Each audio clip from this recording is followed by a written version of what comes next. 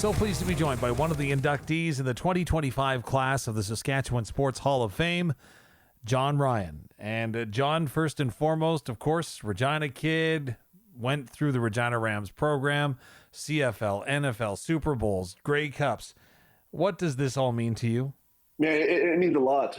Wasn't necessarily something I was expecting, but growing up as a kid, taking field trips to the Hall of Fame, and seeing guys like Gordie Howe and Mary Bonnie Baker, people like that, and now to be able to think that my name is going to be along theirs in that same hall is pretty humbling, pretty overwhelming. Just for looking up to so many people that are in that building now. Maybe someday a kid will be able to walk in there and be able to have a dream because of me. It's pretty, as I said, just pretty humbling. So as a kid growing up, could you have ever dreamt of becoming a Super Bowl champion and a Hall of Famer? I don't know if it's a dream, because I feel like it's kind of a result of a dream coming true. I felt like when I was trying to make the NFL, make the CFL, I was in full control of what I was doing, and I could kind of work hard and kind of make the team or whatever. And I felt like this is more of an honor than a dream, because it's just kind of something that's been bestowed upon me from all these great people. So it just means the world to me, and don't know if I could have ever thought it was going to happen when I look back that far. So take me back. When you were a kid, at what point did you grab the football and say, hey, this might be fun to kick? I don't know if I remember the exact first time, but I definitely know how it all started. I was 7 years old and just absolutely loved football. And it was every day at recess, every day after school, every day at lunch, just playing football with a bunch of 7 and 8 year olds.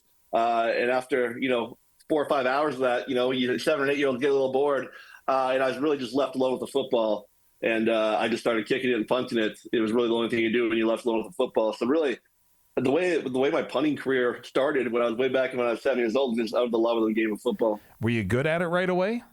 No, I wasn't. And that's kind of what drove me even harder, because I became absolutely obsessed with how I could make this ball go farther and higher, and it just became such an obsession that it was something. One of the only things in my entire life where I could never get sick of it. I could do it for hours on end, even when I was almost 41 years old, playing professional football for the 19th year. I could still just do it all day. I absolutely loved it. I missed it. But yeah, it's just truly my number one passion growing up and all the way through my adulthood, really. Now, I also know that you were an accomplished receiver. Have you ever thought back to what would have happened maybe if you pursued receiving as opposed to kicking? Yeah, I think about it, because I absolutely love playing receiver. I absolutely just had so much fun playing it. I got to play for 4 years with the Rams. And when I was drafted to Winnipeg, I was actually drafted as a receiver/kicker.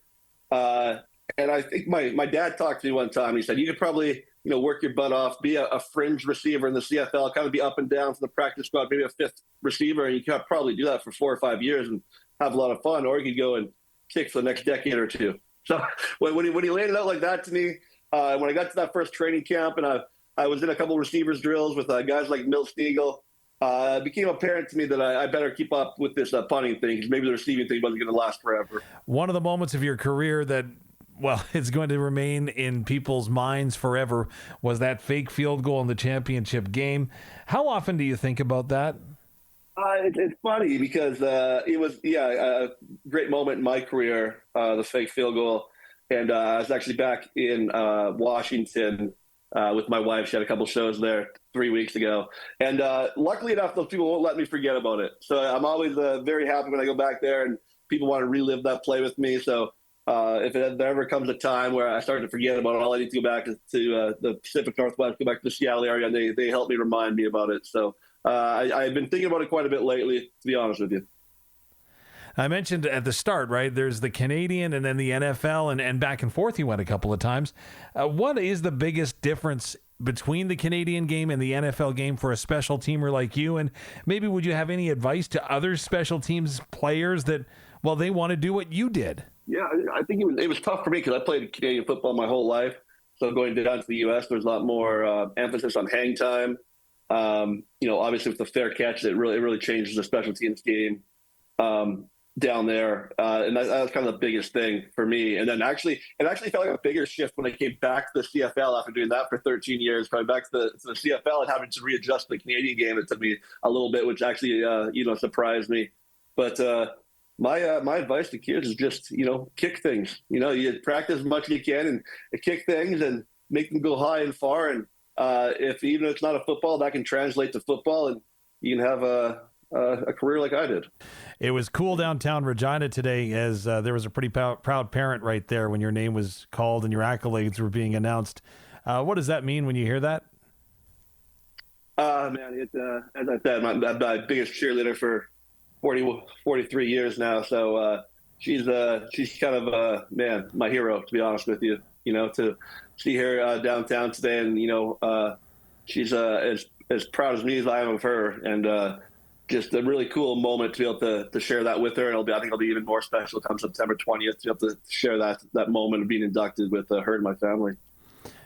As you look back now as an athlete, if there is something that you could tell yourself as a younger athlete just starting out, whether that was in high school or when you went to the Rams or started out in the CFL, what would you tell yourself? I would tell him nothing. I really would. I think the whole fun of life is the journey. So if I would have told myself back then that it's all going to be all right, I would have been lying to myself, because it's not always all right. And so I think the biggest thing I would have told myself is absolutely nothing, because just that journey that I went on for all those years, jumping from Canadian college football to the CFL to the NFL, getting cut from the NFL, getting picked back up, and coming back to Regina. That journey just meant so much to me. And I would not have wanted to know how it ended until the end. You mentioned earlier how much it was an honor to be recognized in a Hall of Fame. So if there was a Jon Ryan Hall of Fame where you could induct people that have meant a lot to you in getting where you are, who would go into that hall? Man, it'd be a very long list. I couldn't sleep last night just thinking about all the people that have made this happen for me. Obviously my family. I think that's a given. My family, my wife, my brother. All that's obviously a given. But I had a coach as a PB football coach that really made me really love football, named Terry Demchuk, who coached for years. And then Ron Cherkis, obviously going up to high school, Frank McChrystal, Bernie Schmidt.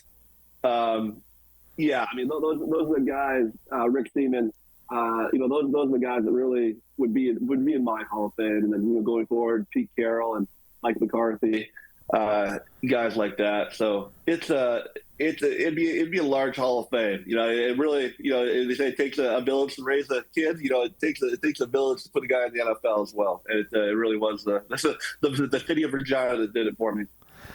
You're going to get tired of my full circle questions, but you mentioned as a child you would go to the Hall of Fame on a school field trip. There's a lot of field trips that are going to be happening here as we head towards your induction. What do you hope the kids might see after your face and name is up on the wall? What do you hope that they think about Jon Ryan? Well, first, I hope they realize that I was standing right where they're standing, 25, 30 years ago, 35 years ago. So, if there's no dream too big, and I think that sometimes we might slight ourselves a little bit. We might be a little bit humble and modest because we're from such a great place like Saskatchewan that's historically humble, modest. I just want them to know that they can dream big. I also would love people to know that I was a lot more than just a football player. I contributed to other sports. I contributed in different charity ways. And so I want them to know all that as well. And I guess the last one from me, I don't know how your household works, but now that you're a Hall of Famer, does that give you any extra clout? Like no more having to vacuum for a year or anything like that? I haven't played that card yet, Dave. But now that you brought it up, I think I might have to play that card when I get home. I mean, I'm in Cleveland right now for baseball. But now that you bring it up, that's definitely something I want to talk to my wife with when I get home, and I'm going to give her your number and name as well once she gets mad at me for that. Awesome stuff. She can take a line right behind my wife. Jon, congratulations again. And thanks for taking time for us all today. Thanks so much, Dave.